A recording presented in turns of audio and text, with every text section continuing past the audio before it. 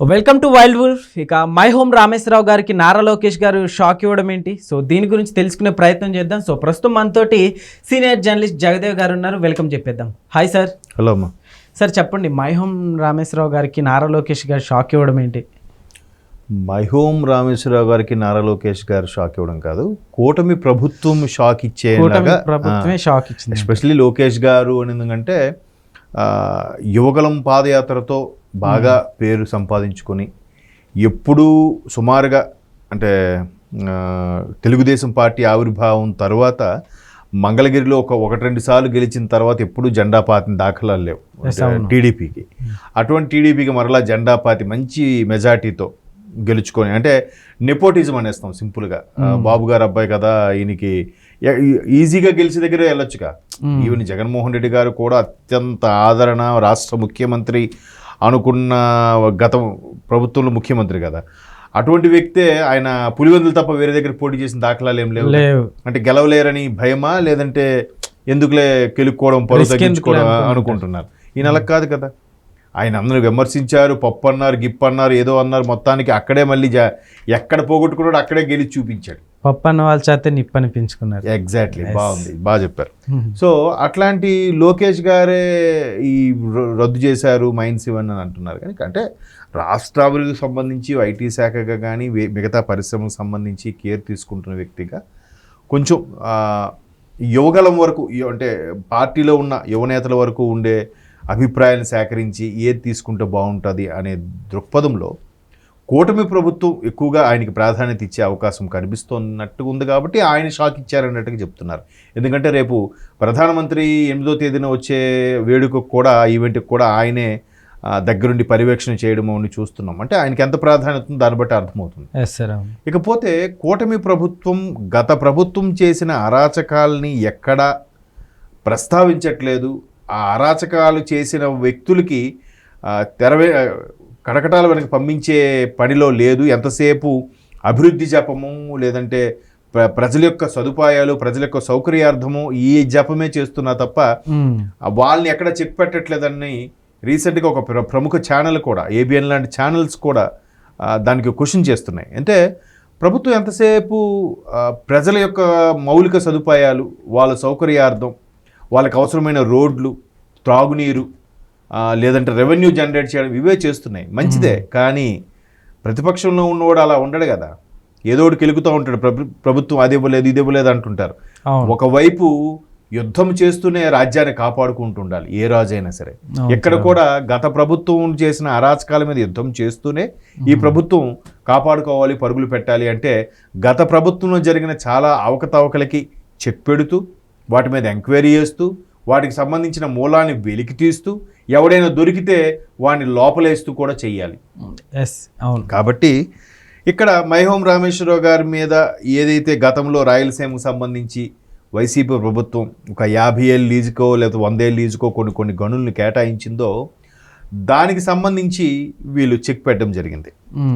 అంటే ఎందుకు చెక్ పెట్టారు అని అనుకోవచ్చు మీరు. ఇక్కడ కారణాలు ఏమైనా కానీ చాలా మనకి మై హోమ్ రామేశ్వరరావు గారి పేరు మనకు చాలా సందర్భాల్లో ఎలా వినబడిందంటే, ఇదేంటి మై హోమ్ రామేశ్వరరావు గారు ఒక ప్రముఖ ఛానల్ తీసుకున్నారు, ఆ ఛానల్లో ఫుల్గా సపోర్ట్ చేస్తున్నారు, ఆ ఛానల్ ఆయన తీసుకుని, అంటే తర్వాత మళ్ళీ వేరే వాళ్ళకి అప్పచెప్పారని కూడా వార్తలు వినిపిస్తున్నాయి. ఎలక్షన్స్ ముందు వరకు కూడా ఆయనే నడిపించారు ఆ ప్రముఖ ఛానల్ని. ఆ ప్రముఖ ఛానల్ ద్వారా చంద్రబాబు నాయుడు గారిని కానీ, లోకేష్ గారిని కానీ, ఈవెన్ జనసేనాని మన పవన్ కళ్యాణ్ గారిని, డిప్యూటీ సీఎం పవన్ కళ్యాణ్ గారిని కానీ, ఇలా రకరకాలుగా అందరినీ కూడా ఎవరిని విడిచిపెట్టకుండా వ్యక్తిత్వ హననం చేయడం, వాళ్ళ మీద ట్రోల్స్ చేయడం, రకరకాలుగా పిచ్చిగా ఎంటర్టైన్ చేసేలాగా మాట్లాడడం. ఎవరైతే కూటమిలో, ఎన్డీఏ కూటమిలో ఉన్న స్పెషల్గా బాబు గారు కానీ, లోకేష్ గారు కానీ, పవన్ కళ్యాణ్ గారు కానీ, వాళ్ళ మీద ఎవరైతే వెటకారంగా వ్యంగ్యంగా మాట్లాడతారో అటువంటి వాళ్ళని పిలిచి ఇంటర్వ్యూ చేయడం, మన ఆర్జీవి గారు లాంటి వాళ్ళతో మాట్లాడించారు, చాలా చేశారు. చాలా చేసినా కూడా వీళ్ళు ఎక్కడా స్పందించలే కూటమి వాళ్ళు. అంటే ఇప్పుడు మీ కూటమి వాళ్ళ నినాదం కానీ ఎవరైనా ఎలా అభిప్రాయం ఫీల్ అవుతారంటే, మీకు ఒక సమ్ ఎక్స్ అనే వ్యక్తి ఇష్టం, లేదా జగన్మోహన్ రెడ్డి గారు అంటే ఇష్టం. మీకు ఇష్టమైనప్పుడు ఆయన గురించి భజన చేయండి, పొగడండి. అన్నంత వీరుడు లేడు, అన్న పులి, ఇంద్రుడు, చంద్రుడు అన్న టైగర్, సింహం, లయన్ ఏదో ఒకటి చెప్పండి పర్వాలేదు, లైగర్ ఏదైనా పెట్టుకోండి, కానీ పక్కవాడిని మాత్రం కించపరిచేలా మాట్లాడద్దు. ఇప్పుడు యాడ్స్ ఉంటాయి, పబ్లిసిటీ. లక్స్ సోప్ ఉంది, నా లక్స్ సోప్ వాడితే సినీతారుల సోపు సినిమా హీరోయిన్లాగా అయిపోతారని పబ్లిసిటీ చేయి. అంతేగాని పక్కన వేరే సోపుని కంపేర్ చేసి నువ్వు ఆ సోప్ వాడితే ముఖం నల్లగా అయిపోద్ది, ఈ సోప్ వాడితే ఒళ్ళంతా దద్దుర్లు వస్తాయి, స్కిన్ ఎలర్జీస్ వస్తాయి, ఎట్లా చేయకూడదు కదా.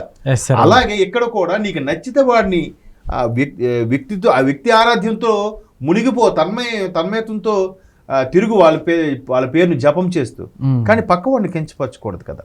లోకేష్ గారి తల్లిని నిజంగా ఎలక్షన్స్ ముందు అత్యధికంగా ట్రోల్స్ గురైన వ్యక్తులు ఎవరైనా ఉన్నారంటే అది ఒకటి పవన్ కళ్యాణ్ గారు, రెండు లోకేష్ గారే.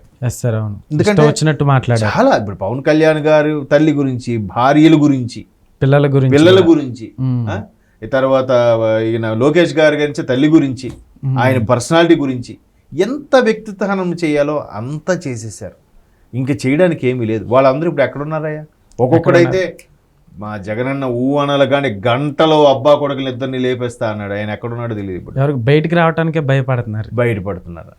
ఎందుకు అంత మితి? ఇప్పుడు జగన్మోహన్ రెడ్డి గారు కూడా ఆ స్థాయిలో తిట్టమని చెప్పుంటాడు. నేనైతే నా అభిప్రాయం, పర్సనల్ ఒపీనియన్, ఆయన మరీ నువ్వు ఎలా తిట్టు, ఆడిని వాళ్ళ అమ్మ అయ్యే బూతులు తిట్టు అని చెప్పుంటాడా? ఆయన చెప్పేదేంటి? చంద్రబాబును విమర్శించండి, లోకేష్ని విమర్శించండి అని చెప్పుంటారు. వీళ్ళు ఆ సంకలు గుద్దేసుకొని జగనన్న ఏదో మెడల్స్ ఇచ్చేస్తాడు అనుకొని మరి ఎక్స్ట్రీమ్ లెవెల్కి వెళ్ళి విమర్శించారు.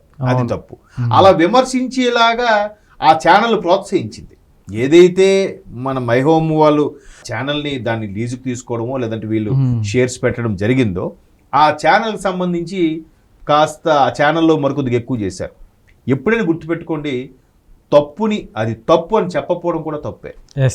పైగా పైపెచ్చు ఆ ఛానల్లో తప్పులు ప్రచారాలు మరికాస్త ఎక్కువ చేయడం జరిగింది. ఎలక్షన్స్ ఇంకా కొద్ది రోజుల్లో ఉన్నాయి అంటుండగా ఆ ఛానల్లో ఎవరైతే హెడ్ డిబేట్స్ చేస్తాడో మహానుభావుడు, ఆయన వైసీపీతో లాలూచీ పడినట్టుగా కొన్ని వీడియోస్ కూడా మనం యూట్యూబ్లో చూసాం. మరి అది ఎంతవరకు వాస్తవమో లేదంటే ఆ వాయిస్ కూడా పెద్దగా క్లారిటీ లేదు.